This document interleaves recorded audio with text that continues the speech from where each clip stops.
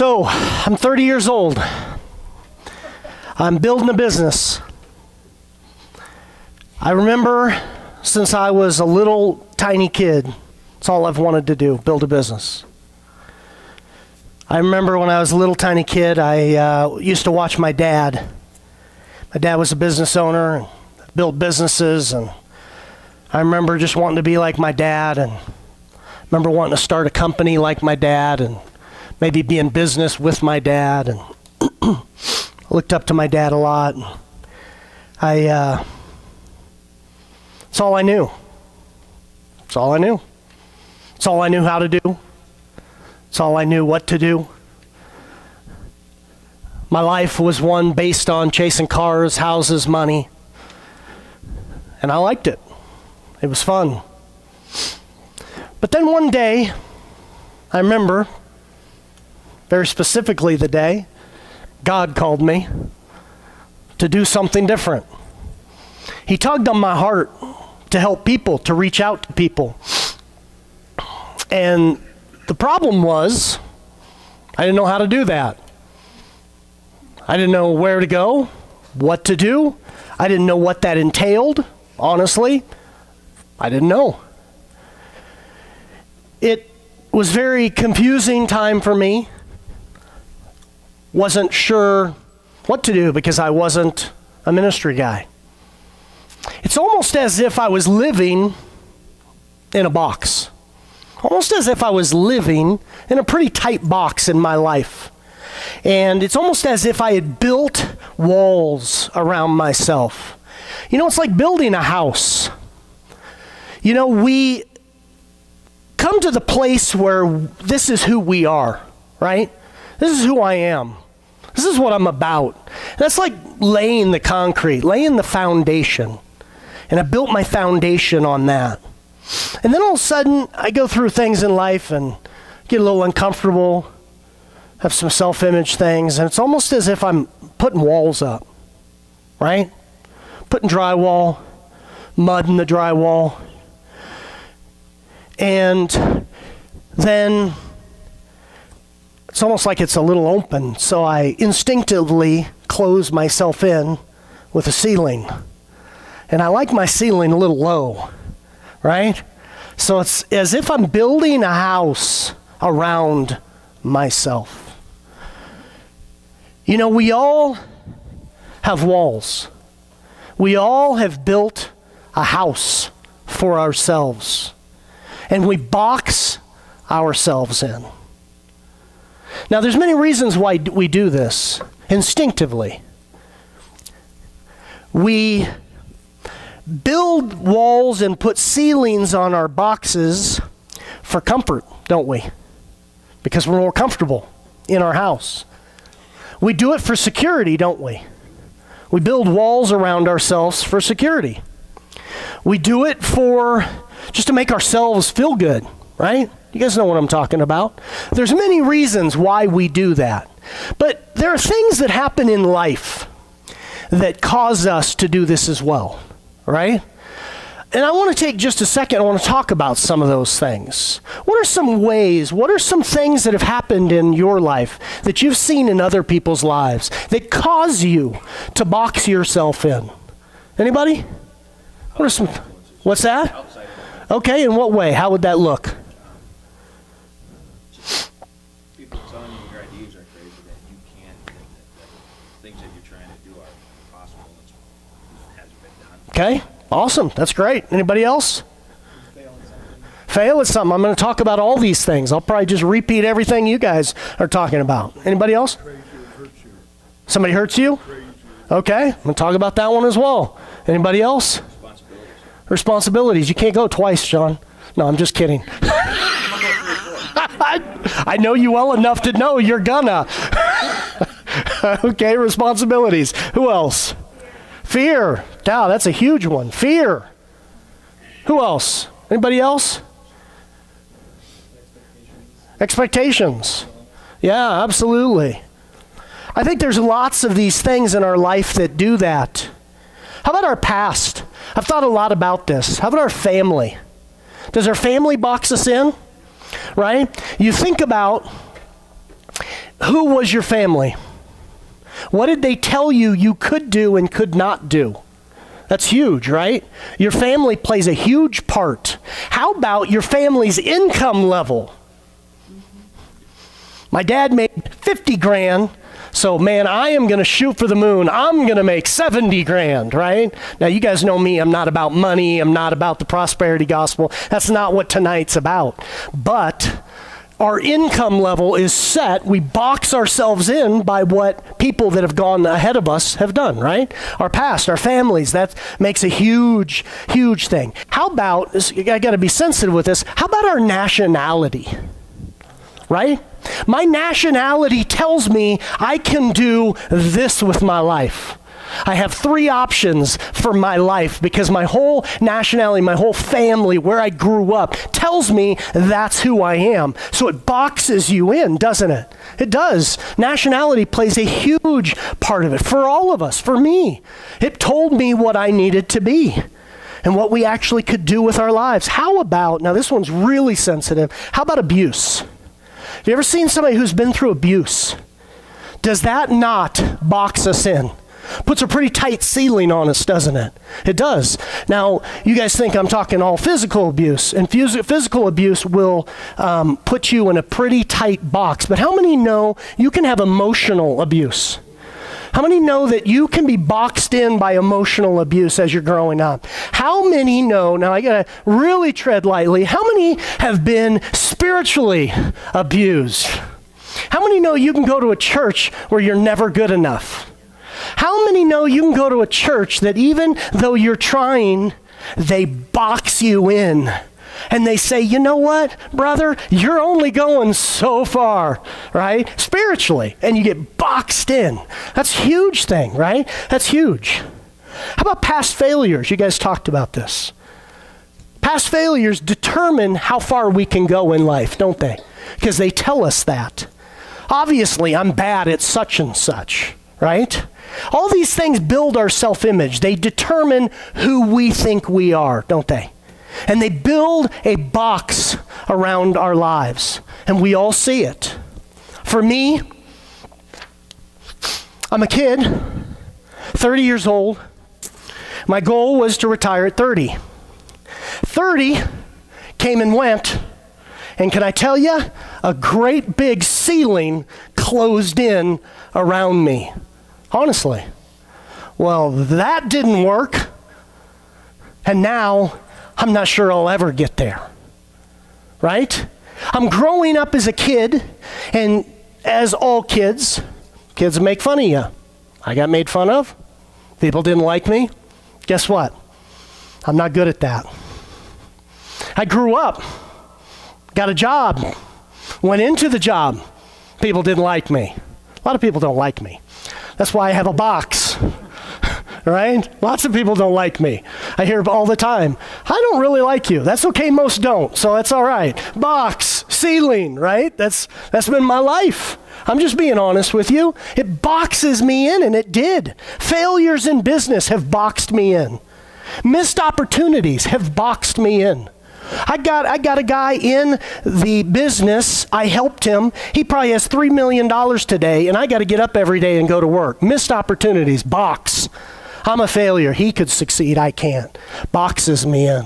Missed opportunities. Every missed goal I've had in my life, spiritually, business has boxed me in, closes me in, puts a ceiling over my head.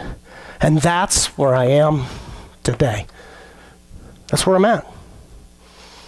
I look at my life today. I have a small business, run out of my home. I make a certain income, and it's hard for me to see outside that income because I'm a small business owner, right? You guys know what I'm talking about. I have a set income, and that's how far I'll go. I can drive such and such a car. I can have such and such a house because that's what my box that I've built around me tells me I can do. Here we are in a church. I didn't get a degree to be a pastor. I don't have a spiritual degree. So I'm going to lead a home church. And it's probably always going to be a small church because that's who I am, right? That's who I am. That's what I can see. And so therefore, we'll probably always have 20 to 40 people in our church. That's what it's going to look like. That's what it'll be. And you hear me say that, don't you? Why? Because that's all I can see. That's my box, right? These walls that I'm talking about are not the walls that you hear a lot of times in church that people talk about, that I'm not going to let Sean in because I built a wall. I'm not talking about those walls. I'm talking about the wall you built that lets you see that far, and that's it. That's all you can see because it's built around you, and you can't see any further. That's the kind of walls I'm talking about. Now, what do I do with my walls? What do I do with my walls? I justify my walls. I'm just being honest. You guys know me. I'll share my junk with you. I justify my walls. So what do? I walk around and I don't compare myself to the other agents, other business owners out there, because I am focused on the good things. I'm focused on God, right? I'm just telling you what I do. And I don't need to build this huge successful business because I have God as my center. I have my family as my center. And that's how I justify my walls. I justify spiritually because I say, not everybody's going to like you, Shane, because the world isn't chasing after God, so not everybody's going to like you. This isn't for everybody. And Shane, you know that God's not all about numbers. He's about the remnant, and we are the remnant. That's how I justify my walls. Now, let me tell you, many here, I know what's going to happen if I don't say something here. Many of you guys are going to come up to me after service as soon as we're done, and you're going to say, oh no, Shane, you're right on. You're doing the right thing. I already know that. You don't need to tell me that. The point is not whether I'm doing a good job or a bad job. The point is I live in a box, and that's all I can see. That is the point. You guys get my heart? The point is not if I'm doing things right. The point is I can't see if I'm doing everything right because I can't see any further because I've boxed myself in. That is the point. That is the point. This is my house that my past has built for me. My question is, what does your house look like? How small is it? How high is your ceiling? What has your past done to you? What have those things done to you that we have talked about? How far can you see? How far can you see for your life spiritually?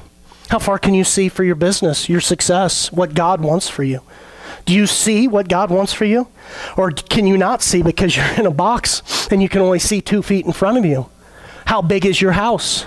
How big is your box? That's the question I have, right? That's the question we have to look at tonight. How low is your ceiling? How far will your mind allow you to see? Now, here's the problem. Here's the problem. God has called many of us personally, as well as a church. We've been talking about this the last couple weeks, to expand our minds, hasn't he? Right?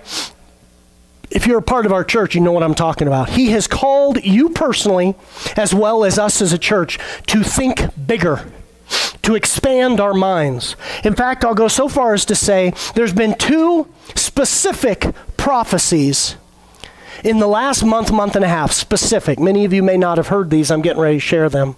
One is, a woman was here not too long ago. I was standing right there in that corner, and she came right to me. And she said, it's like a box. There's this box. And she drew it out on the floor. She said, now Shane, step inside of it. I stepped inside of it. She said, you're in a box. She looked me in the eye and said, now step out. She said, you need to get out of your box. That's what she said. That was a specific prophecy to me in this house. The second one was a picture. I'd never heard of these, but she shared with me. She said, Shane, I had a vision God showed me. Showed me very specifically it's for you in this house. She said, it's like surgical expanders in your brain. She said, there are surgical procedures that will expand your skull to allow your brain to grow. She said, God is saying you need to expand your mind. You need to think bigger than you can think. You need to expand your thinking. Right? That's what she said. Those were the two visions. You need to make room for growth, prepare for growth. Expand your minds. Think outside of the box is what God is telling this house. Our title for tonight, 2018, the year to shatter our boxes. 2018, the year to shatter our boxes. I have personally been praying, okay, God, you guys know me. I'm pretty serious about this stuff. I don't take this stuff lightly. I don't mess around with it. If God tells me to expand my mind, I am going directly to the throne room saying, okay, God, you want me to expand my mind, how and where? What do you want me to see? Now, here's the thing we have to understand when I'm talking about boxes. Please don't misunderstand. This is not a prosperity gospel message. I could easily wake up tomorrow and say, I'm going to go be a multi-trillionaire. I could do that. That's not hard. I'm a business owner. That's not hard. The key is, how do I stay within God's purpose for my life? And now you guys know what I'm talking about. But yet, see what he sees. You guys follow me? How do I do that?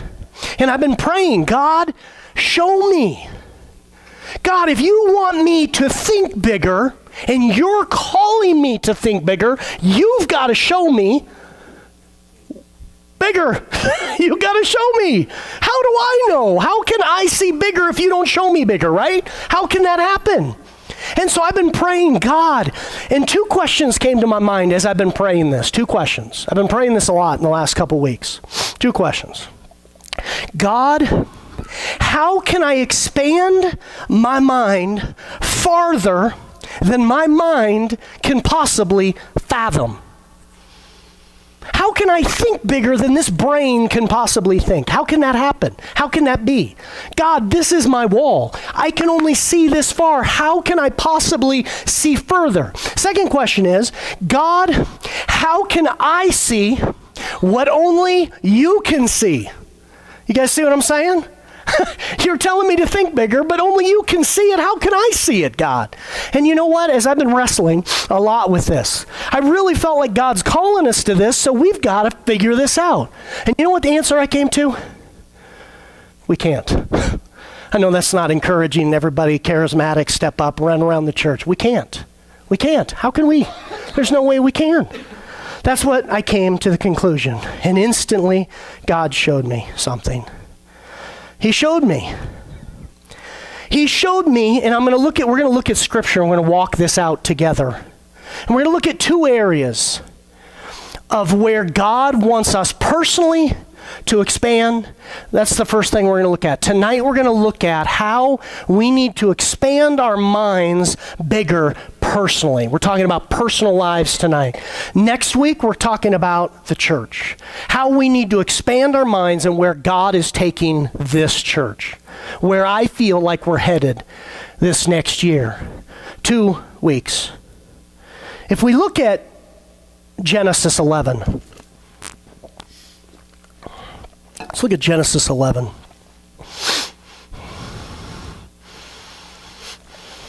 We're going to start in verse 37. I'm going to show you how this works. Hey everybody, this is Shane Severson, pastor here at Christ Fellowship. Just want to take a second and say hello. If you're enjoying what you're watching, subscribe to our channel for future interaction, future messages. We'd love to stay in touch. As well as if you are local here to the Denver area, we are located in Littleton, Colorado. We'd love for you to stop by, say hello. We'd love to meet you. God bless you guys. Enjoy the rest of the message. 11. Freaked myself out. I turned to 13 and said there are not 37 chapters. Freaked myself out. All right, 11:37. Are there 37 in? I'm going to figure this out, I promise you. We're breaking the wall down. What in the heck did I just do? All right, I'm going to figure it out, I promise. I know what I'm looking for. 27. 11:27. This is your pastor. How can I see any bigger when I can't even read my own handwriting? We got 11:27. Not 37 through 32. We're going to go 27 through 32. It says, this is the genealogy of Terah. Terah begot Abram, Naram, and Haran. Haran begot Lot. Haran died before his father Terah in his native land, in Ur of the Chaldeans. Then Abram, Nor, took wives, and the name of Abram's wife was Sarah, and the name of Nor's wife, Milcah, the daughter of Haran, the father of Milcah, and the father of Issachar. But Sarah was barren. She had no children. Terah took his son Abram, and his grandson Lot, and the son of Haran, and his daughter-in-law Sarai, and the son Abram's wife, and they went out with them from Ur of the Chaldeans to go to a land of Canaan. And they came to Haran and dwelt there. So the days of Terah were 205 years, and Terah died in Haran. Can I tell you, when we meet Abraham, we just met Abraham.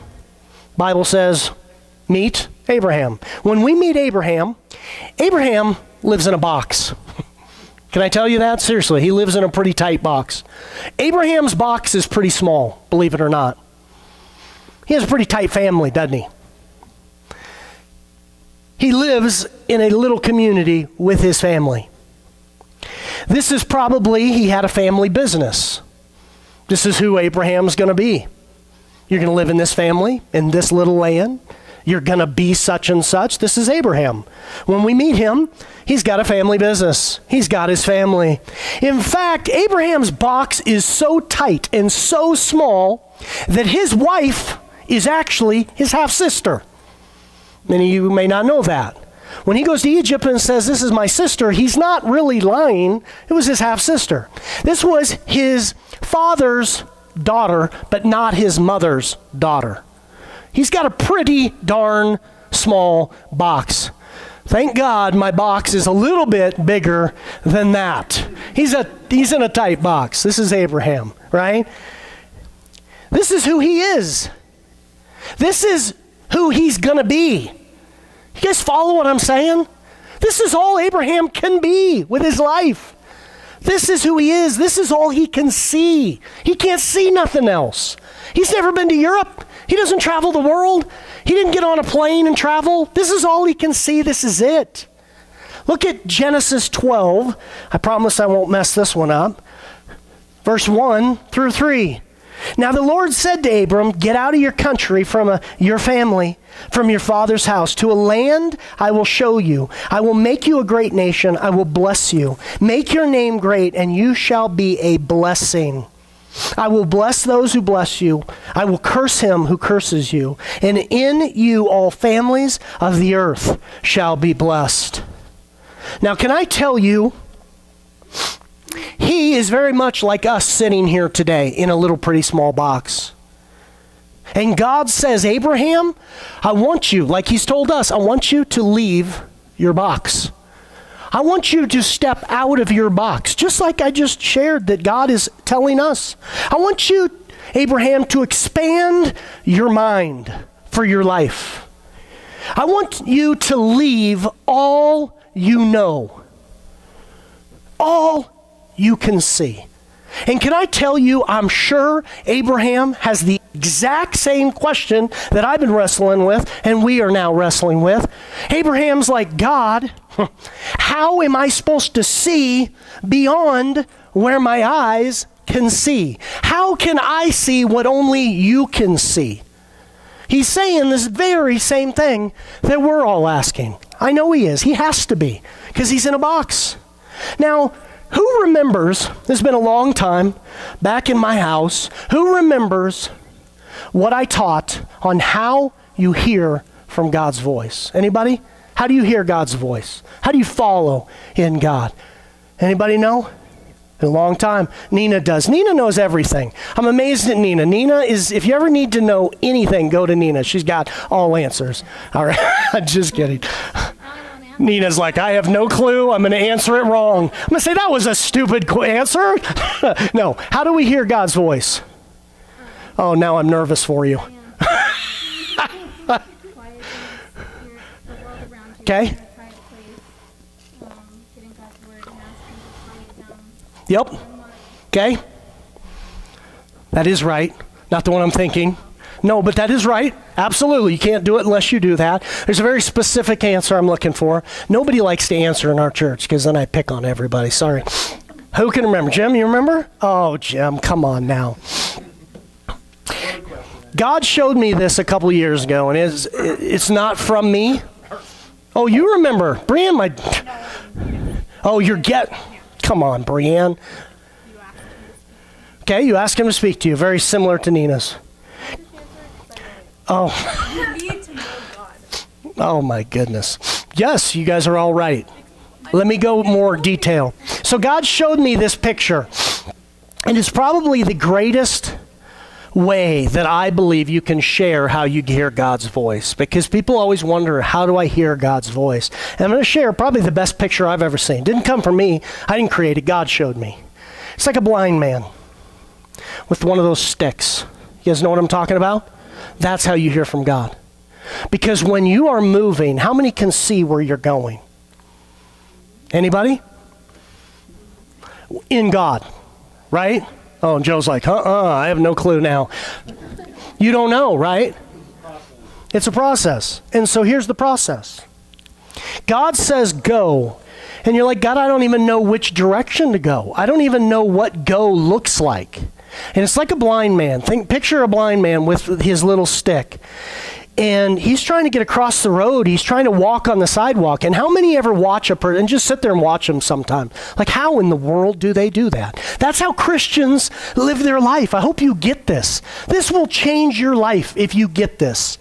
God says go, and you say, God, I don't know where to go. And he says, just go. And so you got your stick, and you're worried. You hear cars, you hear stuff, and so you start doing this. And then all of a sudden, wham, there's a curb. What do?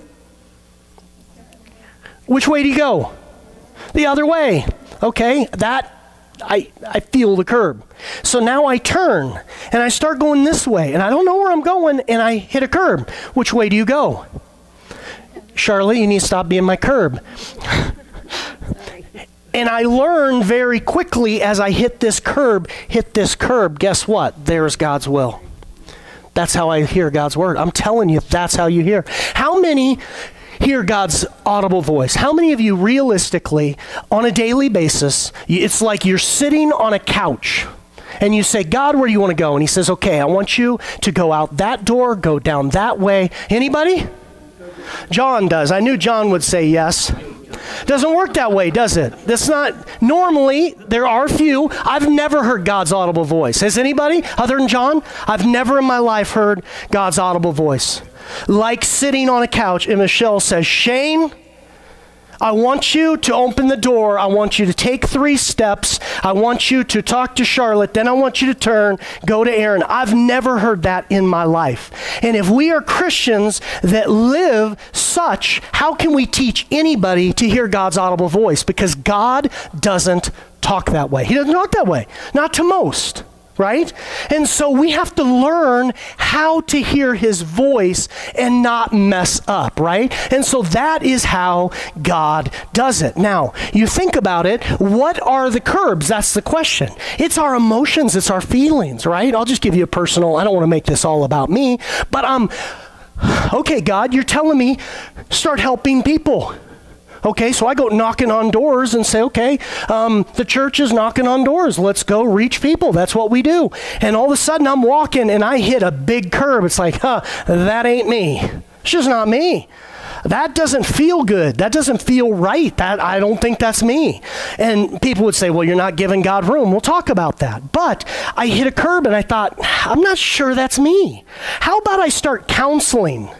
And all of a sudden, what happens when you hear from God's voice is you see a life change and you're like, that's it. I'm never going back. Boom. That's God's will. You hit a curb, you turn, and all of a sudden you're not hitting curbs, you're not hitting curbs. Everything just feels right. God's moving, fruit is coming, and you're like, I just found God's will. And that's how it works. That's how it works, right? And so we sit here and we think about these things. So what did Abraham do? Let's look at 12:4. So Abraham departed as the Lord had spoken to him, and Lot went with him. And Abram was 75 years old when he departed from Haran. Step number one to stepping out of your box. Step number one, when God calls you to do something, you simply step out. When God calls you to do something, you're like all of us, you have no clue where he's sending you. Trust me, Abraham heard a voice, but he didn't explain where to go. He didn't know any more than we do. It says Abraham departed. And that is what God is calling us to do. Most of the times you can't see. You don't know where you're going or how you're going to get there. Notice, if we jump back to chapter 12 in the very beginning, he says, get out of your country. Now watch this. This is very interesting, because to a land that who's going to show them? Says, I will show you.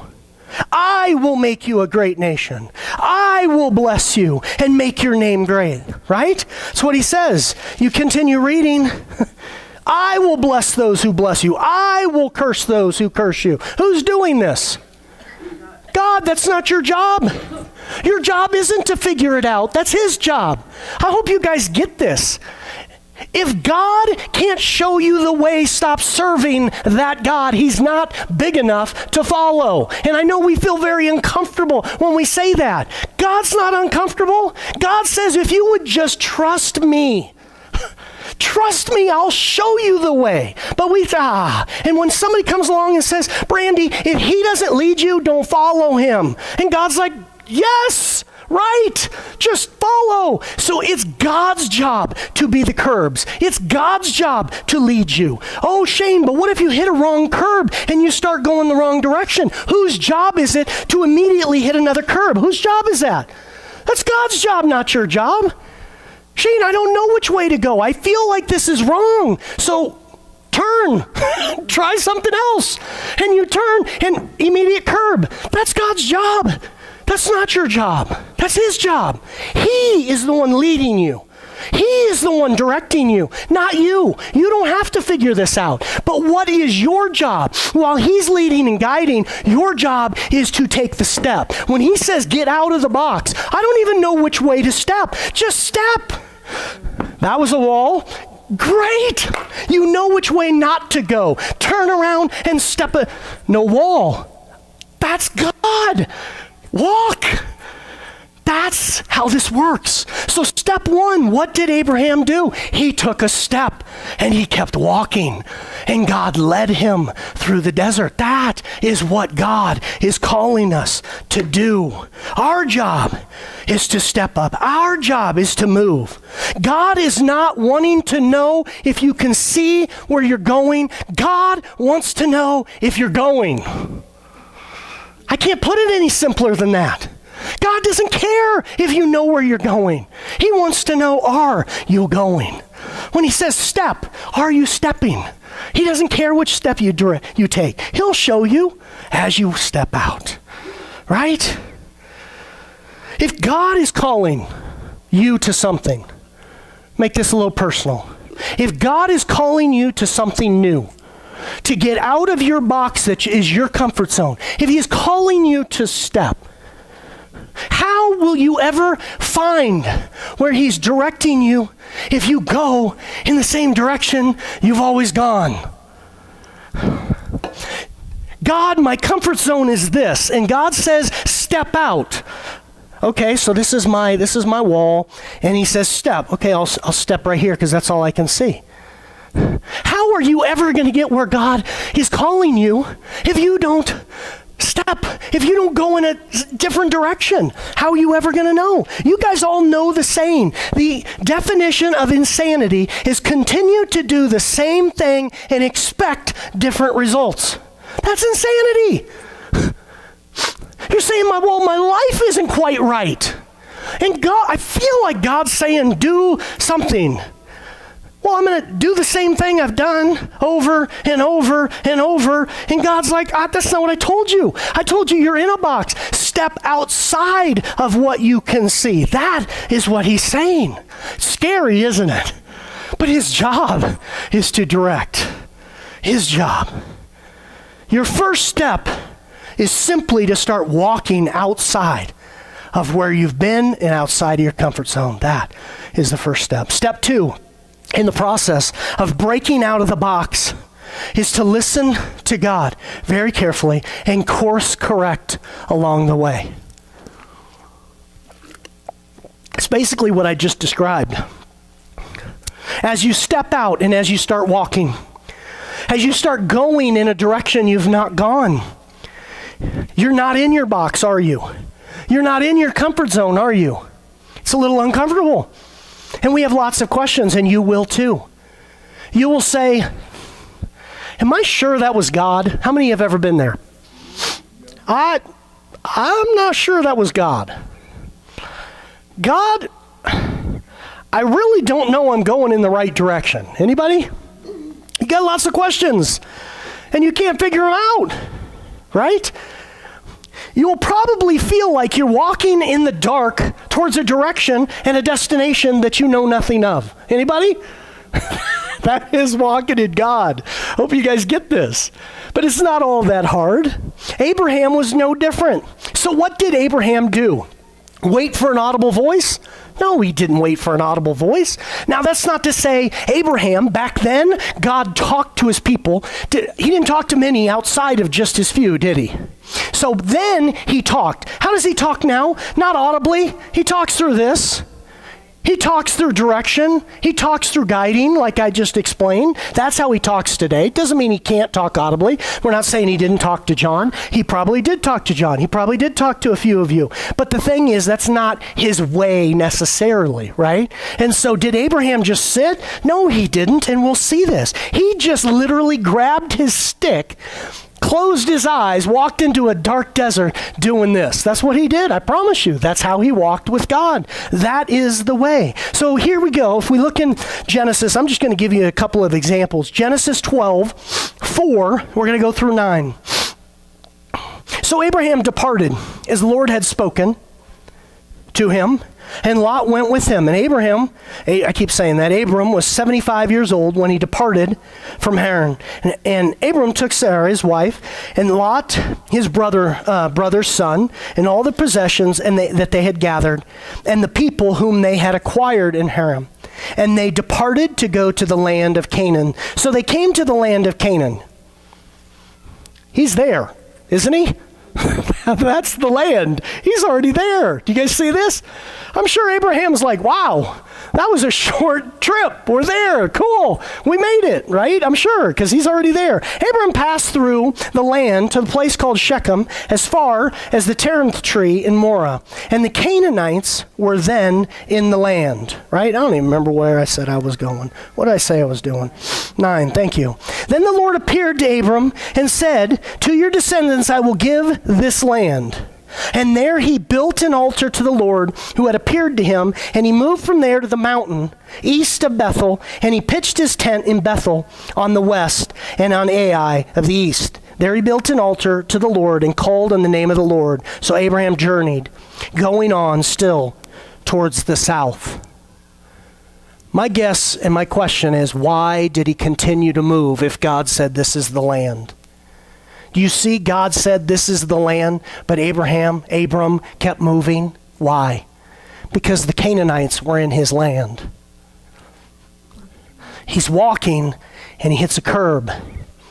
He says, something isn't right. Something's not right. I hear what God is saying, but I'm feeling something. So I think he said, there's a curb. I'm going to keep walking over here. Let's see what God does in the process. Do you see this? You see what he's doing? He says something's just not right. God didn't say continue to go, but he did. And I think a lot of it is because God was directing him to keep moving on. Now, if we look in 12:10, we see, now there was a famine in the land. And Abram went down to Egypt to dwell there, for the famine was severe in the land. He's walking. He hits a curb. He says, up, something's not quite right. So he turns, right? And he hits another curb called famine. And he says, wait a minute now. Now, please don't misunderstand the process of hearing God's word. This is not I wake up one day and I'm going to be a multi-trillionaire getting out of my box and I just move and say, oh, that's it. You think I'm going to hit any curbs? I'm not going to hit no curbs. I'm going to be like full force. I'm going to get my Learjet this year and I'm just going to take off running because that's what my emotions want, right? My emotions aren't going to let me hit curbs. They're going to tell me that's God's plan. The key to this process is hearing his voice, listening to him, knowing your word. So when I wake up in the morning and I say, you know what, Shane? He said, get out of your box. I think I want to buy a Learjet this year. Immediately takes me a whole 30 seconds to say, wait a minute, that's not his way. I know him. That's not him. Okay, let's sit down. Shane, you die again today. You shut up, sit down. And we're going to continue walking in what the last thing he told me to do. You guys follow me? So you got to be very careful or you're just going to let your emotions run wherever you want. That is not what I'm talking about. Abram hits a curb, starts going, and he says there's a famine. Now if God, whose job, if he hits famine and he starts walking this way, whose job is it to stop him? If he's seeking God, right? If you're not seeking God in here and you take off running, you're not going to hit the curb. Trust me. If you are, this only works if you are. If he hits famine and he starts going towards Egypt and God doesn't want him in Egypt, whose job is it to stop him? It's God's job. Did God stop him? No. So he says, there's famine. My family's going to die.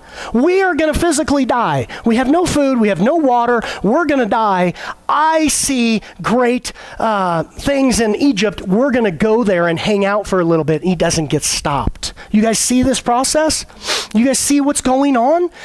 This takes common sense. It takes daily relationship with God. It takes daily course correcting. You make a bad move and God says, come on, Shane. Come on, Aaron. You know, we've been around this boat again. You know that that's not the path. You know that. That's a curb long time ago. I don't even need to give you a curb. And if you're seeking God, you'll wake up and you'll say, yeah, I went down this path too far. I'm going to backtrack, get back to where I was, and I'm going to go a different direction. That's part of it, right? And that's what Abraham is doing, right? Bless you. 13. 5. We're going to read through 9.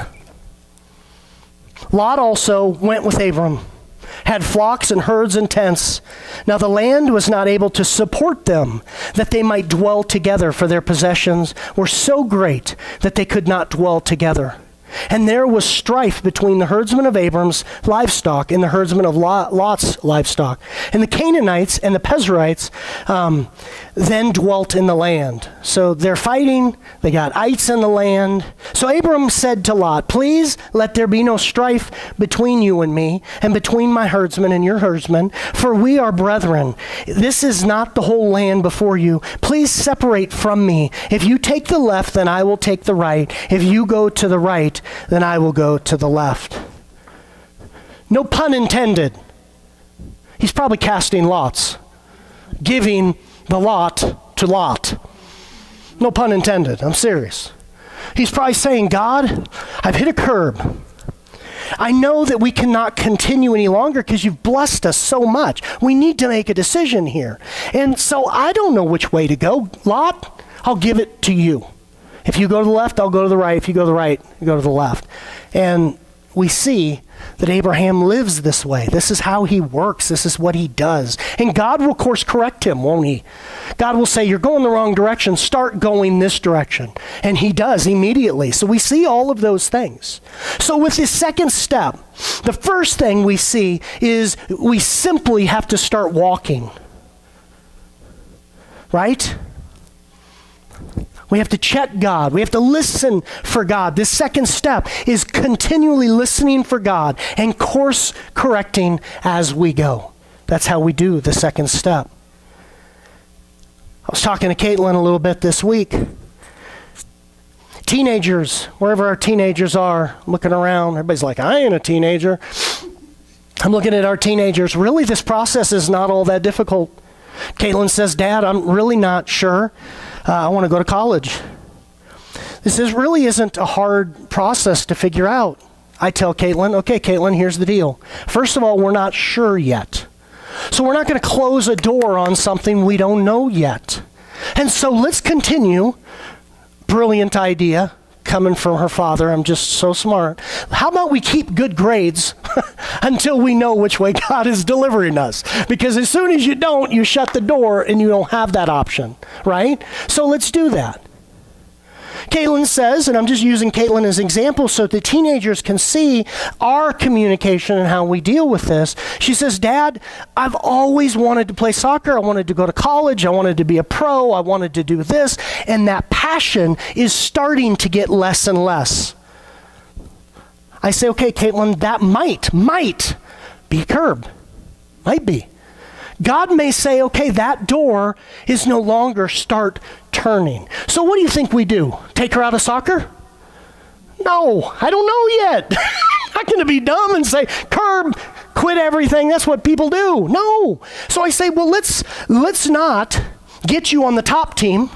Let's keep you where you're at. Maybe even move you down one level so we have freedom to figure out where you're taking us. She says, okay, Dad, but I feel passion to study and to lead people and passion to maybe do worship. Okay, maybe that's God. Maybe you hit a curb. Let's go this way. How do we know? We test it. You just test it. If you're a teenager and you're losing passion towards one thing, don't just quit, but simply test something. If you I feel like God is calling me, get involved in some things in church and see if God opens a door. See if that passion comes. I'll give you an example. Our friend, you guys know they were just here, CJ Poldervart. If you guys don't know, CJ plays lacrosse. CJ's the same age as Caitlin. CJ is going to all kinds of D1 tryouts, D1, right? Division 1 colleges. He's already visiting, he's talking to the coaches. CJ, this isn't something that CJ just has, I'm just going to be a pro in his mind. CJ, he played football this year, and he doesn't like football. The only reason CJ played football is to stay in shape, to condition his body so that he can play high-end lacrosse. That's what he did. They got him a headlamp. I'm not kidding. He goes to school, he comes home, does his homework, and all he does is lacrosse. He's not interested in all the parties. He's not interested in all the buddies and friends. He doesn't care. Not to say he doesn't have friends. That's not what he's into. He's into lacrosse.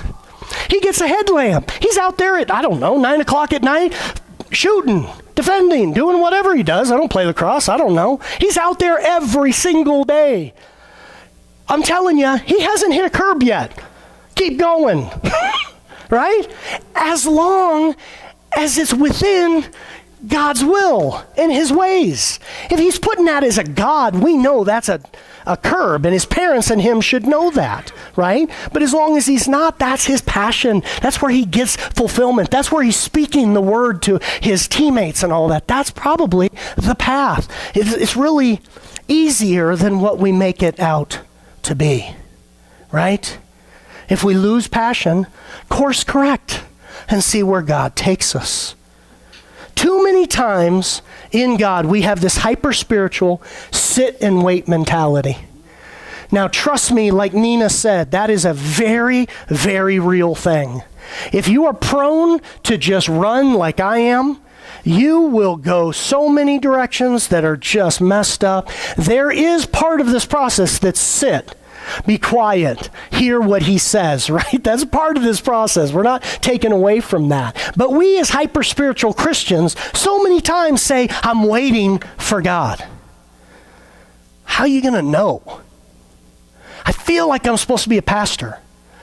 Well, dude, maybe you should go help somebody and see if God does something in that. Stop sitting on the couch and go do something.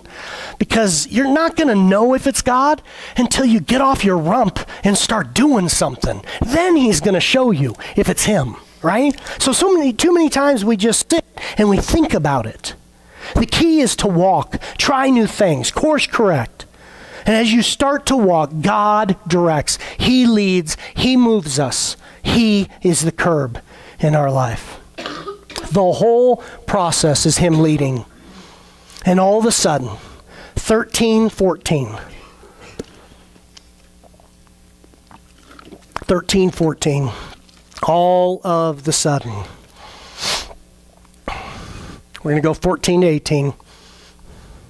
And the Lord said to Abram, after Lot had departed from him, see what's happening? Lift up your eyes now and look from the place where you are. Is he there yet? It's beyond where he's at, isn't it? It's beyond where he's at. It's obvious.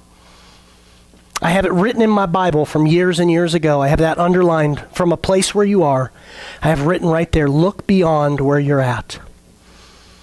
From a place where you are, northward, southward, eastward, and westward. For all the land that you see. Can he see it? He can see it, can't he? Now he can see it. From all that you can see.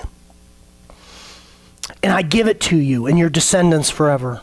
And I will make you your descendants as the dust of the earth, so that if a man could number the dust of the earth, then your descendants also could be numbered. Arise, walk in the land through its length and its width, and I will give it to you. You see how he has to walk the land. He has to walk it. Then Abram, moved his tent, went and dwelt by the terebinth tree in Mamre, which are in Hebron, and built an altar there to the Lord. Step 3 is to simply step in to what you now can see with your eyes. So here we are tonight, living in boxes. We've built for ourselves. Society, the world has built for us. It's built by our past, our culture, our past failures. And God is calling us tonight. Some of you sitting here, you have such a check in your spirit like, yes, God is calling me to step out of my box. I don't know who you are, but you do. And we're sitting here. And God, in this box, God is saying, step out of the box. Beyond where your eyes can see. Beyond where your mind can fathom. And we're sitting here tonight not knowing which way to go, what to do. And he's telling you tonight, step 1, take a step. It's your job. Take a step. You have to take the step. Step 2, you got to be listening to God. You got to hear his voice.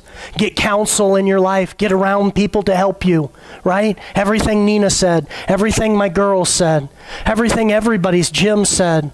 Get people around you. Listen for his voice and start walking and course correcting as you go. And when we do, he leads us to step 3. All of a sudden as you do, if you are faithful to yours, you will wake up one day. You will open your eyes. And there it is. There's the land. There's the land.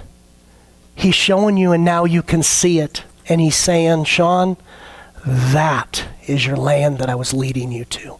That is what 2 years ago, a year ago, you couldn't see before, but you had to move. Now we lift our eyes and we see what only God could see. And our mind can fathom what before it could not fathom.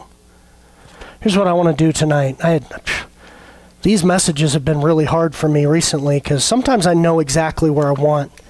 You just play something. But recently it's like I know what God wants to say, but I don't know how he wants to end. I don't know what he wants to do. So as Jake's playing, I believe that there are those in this room. We're going to talk about the church and where we're headed very specifically. I'm going to give details because I believe a lot of what we've already done it in our church. And we know where God's taken us now. So we're going to be very more specific next week. But I believe that there are people in here that God has specifically told you, not me, not these visions, told you that it's time. It's time to step out of your box. And if that's you tonight and God is tugging on your heart, I'm going to ask you simply to stop. Just stand up. If God is calling you and you weren't sure where to go, what to do, just stand up. You don't have to stand up if it's not you. You don't have to make it something that it's not. But if you're like me and God is challenging you to do something and you weren't sure where to go, but this word was for you, just stand up. Let's just take a minute and let's sit in God's presence. Can we do that? Can we just sit and let Him speak to us? Let's just do that.